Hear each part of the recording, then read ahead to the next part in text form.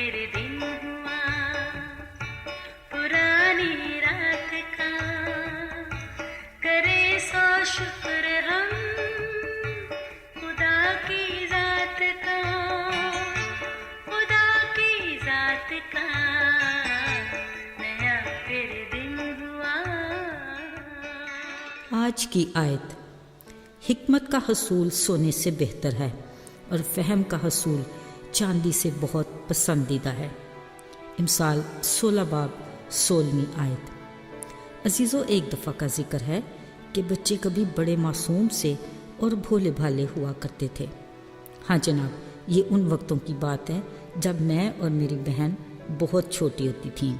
ایک دن ہماری ماں اپنے کام پر جانے لگی تو حسب معمول بولی، بیٹیوں خبردار گیس کے چولہے کو نہیں جلانا۔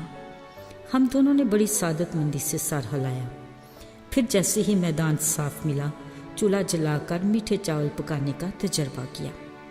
سچ میں مزہ تو بڑا آیا، مگر ساتھ ماں کی ڈانٹ کا خطرہ بھی برقرار رہا۔ بار بار چھوٹی بہن کو سبق سکھایا، دیکھو ماما کو نہیں بتانا، مگر ہوا یہ کہ جیسے ہی ماں دروازے سے اندر آئیں، چھوٹی بہن فٹ سے بولی، ماما جی ہم نے میٹھے چاول تو نہیں پکائے۔ وہ اس بے تکے فکرے کو سن کر سب کچھ سمجھ گئیں۔ پھر جناب جو درگت بنی اب تک یاد ہے۔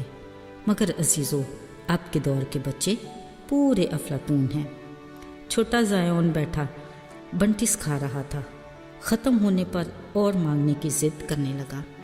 اینا دیدی کچھ سوچ کر اٹھی، الماری کھولی، بڑی عقل مندی سے آگے کرسی رکھی اور اپنی ماما کا بیگ نکالا اور بنٹیز ہی کی طرح کی گولیاں پیک سے نکال کر زیون کو کھلانے لگی۔ او خبردار، دوائی بچوں کی پہنچ سے دور رکھیں۔ وہ تو اچھا ہوا کہ اس کی ماما نے دیکھ لیا تو بچت ہو گئی۔ عزیزو، عقل سمجھ ایسی چیز ہے جو خالق خدا نے ہر جاندار، یعنی کیا انسان کیا حیوان، سب کو دے رکھی ہے۔ موویز میں بھی کبھی جانوروں کے ایسے کرتب دکھائے جاتے ہیں کہ دیکھنے والے حیران رہ جاتے ہیں، مگر عزیزو، اس عقل کو استعمال کرنے کے لیے حکمت کی ضرورت ہے۔ اس حوالے سے کلام مقدس میں 2 آدمیوں کا ذکر کچھ یوں ہے۔ انہوں نے اپنا اپنا گھر بنانے کا پلان کیا۔ ایک نے بڑی حکمت سے اپنے گھر کی بنیاد چٹان پر رکھی اور دوسرے نے بے وقوفانہ حکمت سے ریت پر ہی بنیاد رکھ لی۔ خیر، گھر تو دونوں کے بن گئے، مگر ہوا یہ کہ ایک دن تیز ہوائیں چلیں، خوب میں برسا، طوفان آ گیا، پھر پانی چڑھا تو ریت پر بنا گھر دھڑام سے گر گیا، مگر چٹان پر بنا گھر شدید موسمی تھپیڑوں میں بھی قائم رہا۔ عزیزو، چٹان اور ریت پر بنے یہ گھر اصل میں انسانی زندگیوں کی مثال ہے۔ یقیناً ہر کوئی بھرپور، خوشگوار اور کامیاب زندگی کی خواہش کرتا اور پھر اسی طرح پلان بھی کرتا ہے۔ اس کے لیے بہترین حکمت عملی کی ضرورت ہے، جو خدا سے مانگنے کے علاوہ کہیں اور سے مل نہیں سکتی۔ یاد رہے، خدا کی حکمت سے پلان کی زندگی کی بنیاد چٹان یعنی یسوع پر ہوگی، جس کو مضبوط ایمان کے باعث یقینی طور پر کسی آندھی طوفان کا کوئی خطرہ نہیں۔ وہ اپنی جگہ مضبوط بنیاد کے سبب قائم ہے، مگر جب ہم اپنی ناقص حکمت عملی سے زندگی گزارتے ہیں تو گویا اپنی زندگی کی بنیاد ریت پر رکھ لیتے ہیں، جس کو قیام نہیں۔ ایسے میں ہم فکر، پریشانیوں اور آزمائشوں کے چھوٹے چھوٹے طوفانوں میں ڈگمگانے لگ جاتے ہیں اور ہم خطروں کا شکار رہتے ہیں، اور یقیناً کوئی بھی ایسی زندگی جینا نہیں چاہتا۔